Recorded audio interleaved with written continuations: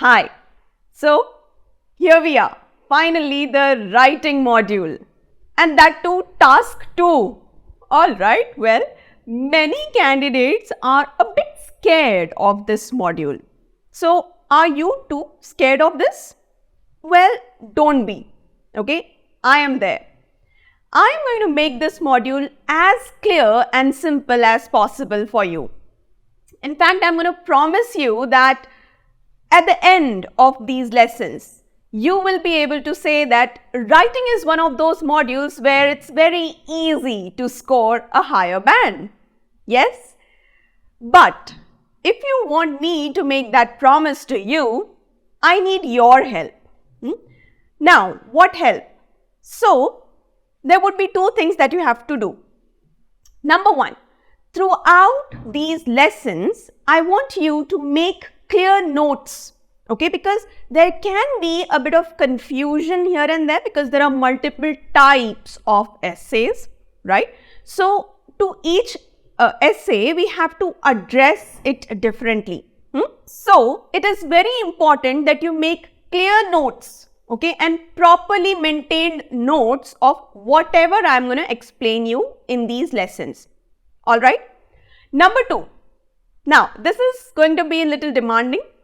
There would be multiple occasions where I would ask you to pause the video and read some sample paragraphs or an entire essay. Plus, there would be certain occasions where I'll ask you to pause the video and write some answers, some paragraphs, or maybe an entire essay sometimes.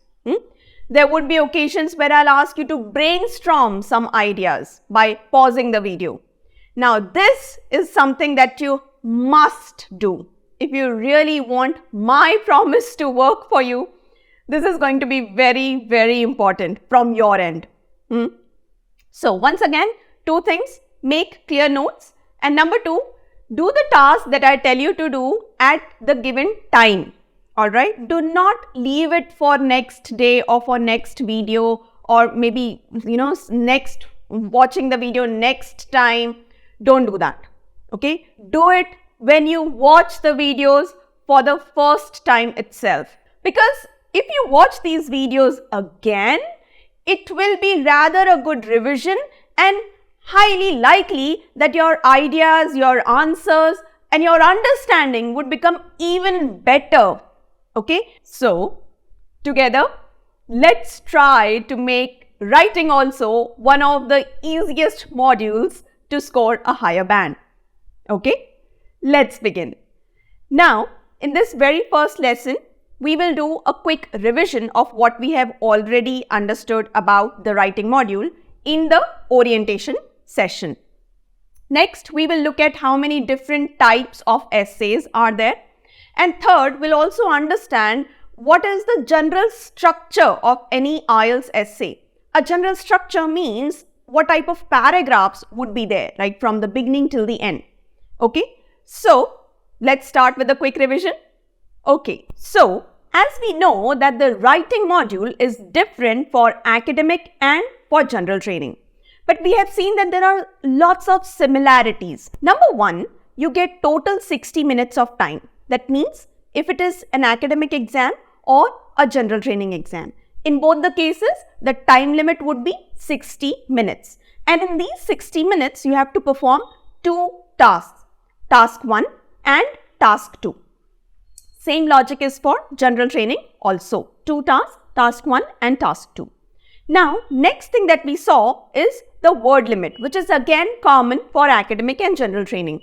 So, the minimum word limit for task 1 is 150 words, right? And the minimum word limit of task 2 is 250 words. Next, what we have seen is task 2 is common for academic and for general training. That means in task 2, you have to write an essay. Yes? So, what is the difference? The difference is only in task 1, wherein an academic candidate will have to summarize a diagram and a general training candidate for task 1 will have to write a letter. Simple. Okay? Now, What else we have understood about the writing module? That your entire writing module will be judged on 4 criteria. Which are these 4 criteria? Task response or task achievement. Number 2, coherence and cohesion. Number 3, lexical resource. And number 4, grammatical range and accuracy.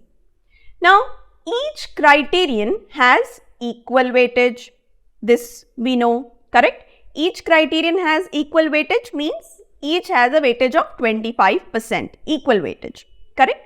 We also saw that your task 1 and your task 2 are judged separately on each criterion, right? That means task 1 will be judged separately, task 2 will be judged separately, and they would be judged on each criterion individually on a band scale of 9, correct? Now let's take an example. Let's say for task 1, you get 5 out of 9 for task achievement. You get 6 out of 9 for coherence and cohesion for task 1. For lexical resource, let's say you get 5 again, and for grammatical range and accuracy, you get 6. So your overall band score for task 1 will be an average of these 4 scores, which comes to 5.5. Okay. Now, same logic applies for task 2. Let's say here you get 6 out of 9 for task response. Then let's say 7 out of 9 for coherence and cohesion. Again, 6 out of 9 for lexical resource and 7 out of 9 for grammatical range and accuracy. So, the average of task 2, why are we taking average?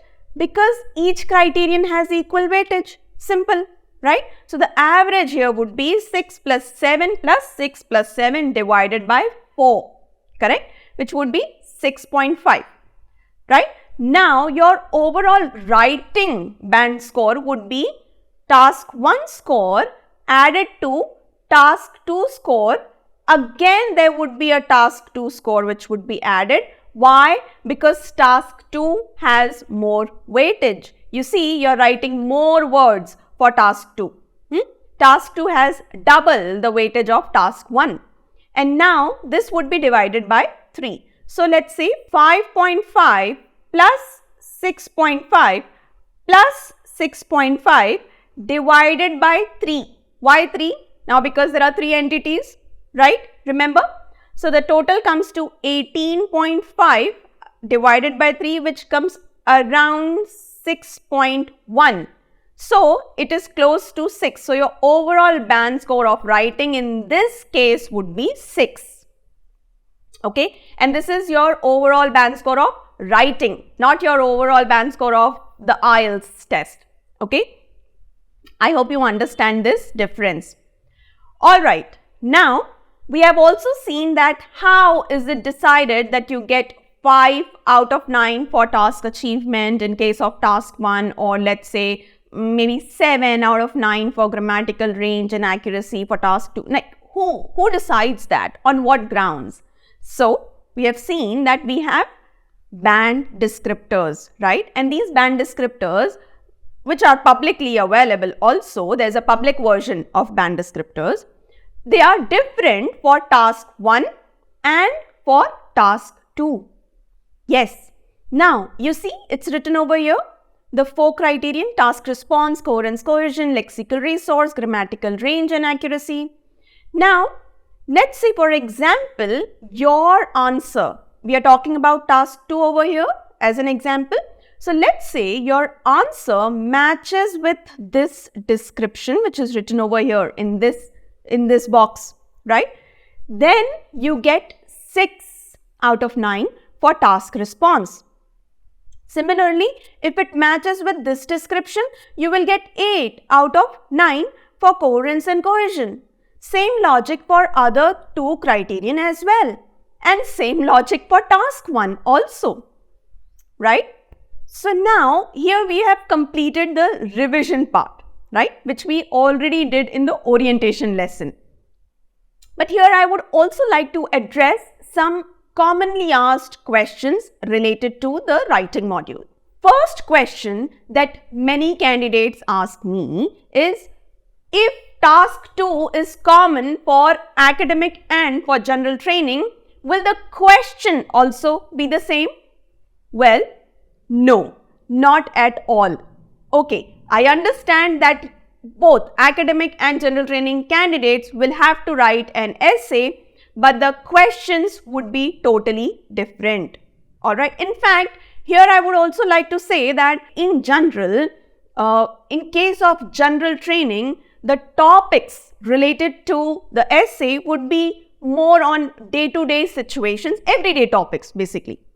Wherein for an academic candidate, the topics would be more abstract, more academic in nature. Now, when we are talking about topics, let's also discuss that quickly. There's next question that candidates ask, which is, will the question ever be repeated in the exam? Once again, the answer is no. IELTS exam will never repeat the same question in not just in task 2 but in task 1 as well. Okay, never. Having said that, the topics can be repeated.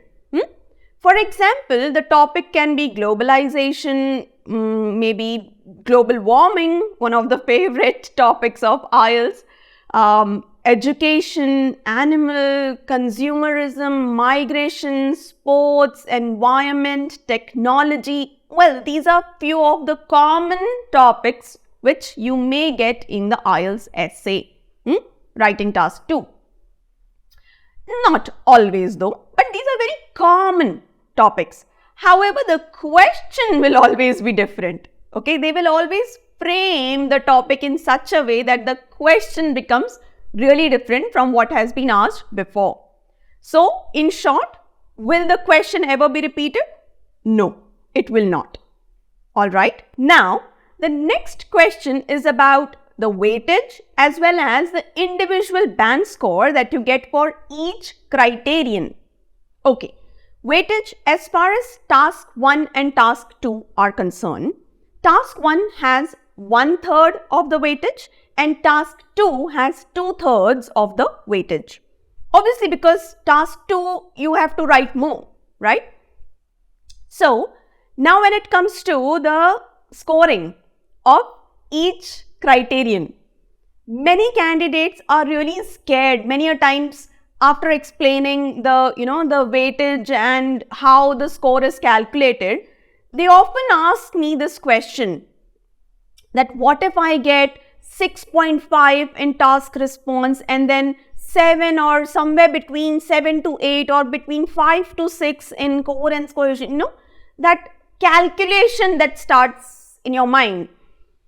Well, I would say, see, even if you get 0.5 band score, let's say 6.5 or 7.5, the calculation is still very simple. It's a basic math of taking out an average, right?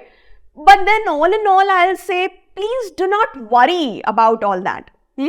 Don't even think about that. In fact, think beyond that. Wherein I would want you to think about matching your answer to the descriptions of a higher band. And that is what you should think about. Forget about those, 0.5 band scores which are at the end of the day making you even more scared. Just forget about that. And remember my promise and remember your help also. Okay? Just remember that much. Do that and you are definitely on your way for a higher band. Okay? So, next question is, in case of paper-based test, should we write with a pencil or a pen?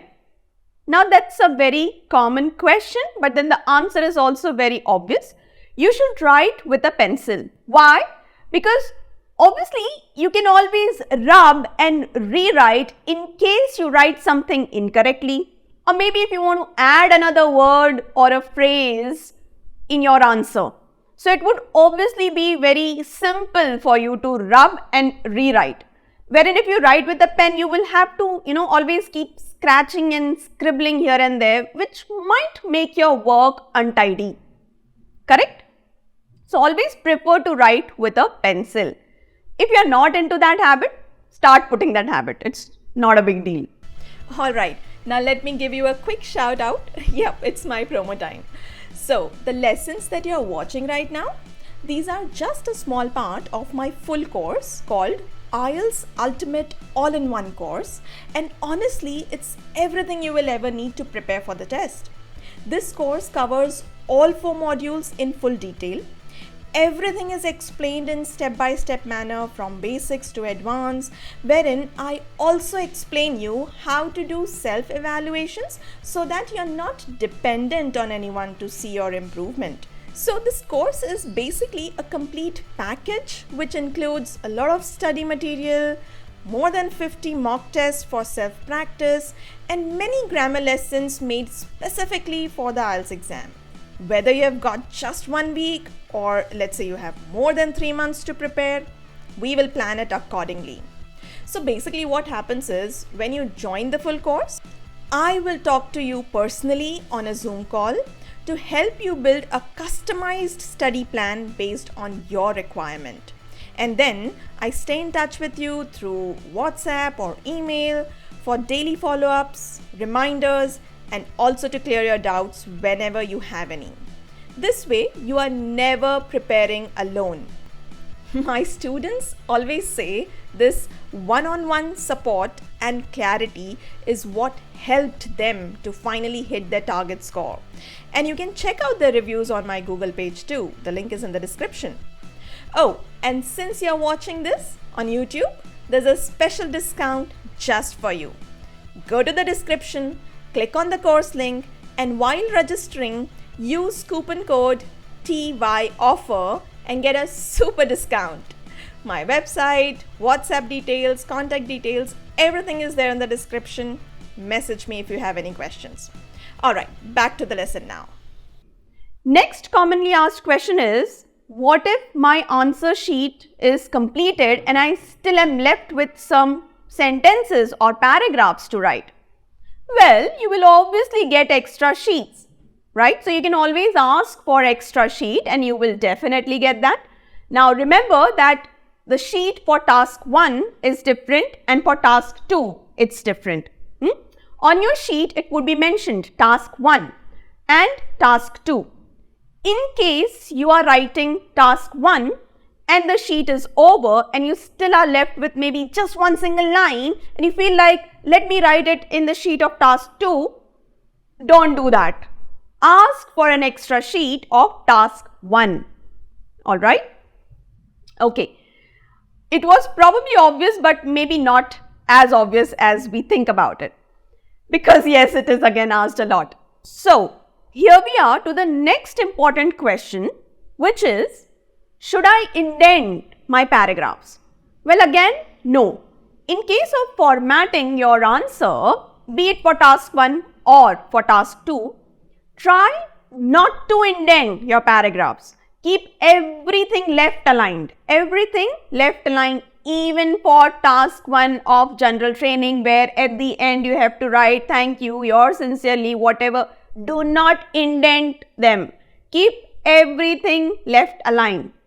All you should do is to leave one line after each paragraph to maintain the clarity. Let me show you how to do that. So, there are many candidates who indent the paragraphs, means they leave some space in the line and they start from here. Then, once they complete the paragraph, they again start the second paragraph by leaving some space in the line and then a second paragraph starts. No, please don't use this method. Keep everything left aligned, meaning start from the left hand side itself, from the margin itself. Start from here. Okay? And let's say for example, you are done with your paragraph over here. Leave one line and start your second paragraph also again from the left side itself. Alright? So do not indent the paragraph. Just leave one line in between the paragraphs. Simple as it is. Okay? I hope this is also absolutely clear. The basic questions related to the writing module, they are getting clearer. Alright, now last but not the least. Again, one of the common questions which troubles almost every candidate of IELTS, which is, what if I don't have any ideas about the given topic? Will I still get marks? Well, I'm afraid no, you will not. Because you see, IELTS is not just judging your vocabulary and grammar. It is also trying to see how good your ability is to present your ideas or your opinion, and at the same time, how well you organize your response. So, this is also equally important. You see, apart from lexical resource and grammatical range and accuracy, you are judged on coherence and cohesion and task response. Well, if you don't understand the meaning of task response or coherence or cohesion, hold on, we are going to deal with the band descriptors, all 4 band descriptors a lot in detail in the next lesson. Alright, so have patience. For now, before we move on to the next part of this lesson, I would like to address those candidates who are planning for CBT. Now, how to practice computer-based test online. Let's have a quick look at that. So, once again, I am using IDP's website, which is IELTSIDPindia.com. In case you're from any other country, you can use IDP's website of your country. Okay?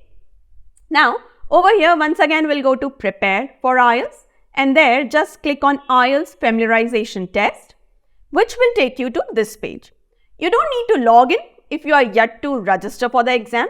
Alright, just scroll down and here you will get Start Writing Test. Click on that and you will be landing on this page. Even if there are no details, just click on My Details Are Correct and then read the instructions and start the test.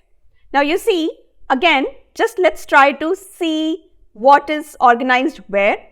Number 1, at the top bar, we see the timer. Once again, if you remember, when I hover over this timer, I can see the minutes as well as the seconds left, right? But otherwise, when I remove the cursor from there, I can only see the minutes left for the exam. Next, what else do we see? There are 2 parts at the bottom bar, if you can see, part 1 and part 2. Let me click on part 2. What do I see? Okay, an essay, correct? Alright, that's pretty much interesting. In case I want to put something under review, I can always do that. But it's just 2 tasks. I don't think it's needed because in case of 40 questions in the reading module, there we really need to put something under review if at all needed. Otherwise, here I don't think that's the need. Now, what else do I see? I see again the screen is divided in 2 parts. On one side, there are questions, right, for task 1 and then for task 2. And on the other side, I have a box in which I can type as well. And below this box, I can see word count. It says 0. Okay, let me try typing something. So when I type over here, what do I see? I see that the word count is increasing. Do you notice? Now, the best part about the CBT, IELTS CBT writing module, I would say, is that you don't have to count the words manually. It will do the job. However, in case of paper-based test, you will have to literally manually count each word and see if you have completed the minimum word limit. Okay? Alright, so that's it. I guess it was a quick revision plus a quick understanding of this module a lot in detail, especially for task 2. Okay, so now let's meet in the next part of this lesson where we'll understand different types of essays. Alright, see you there.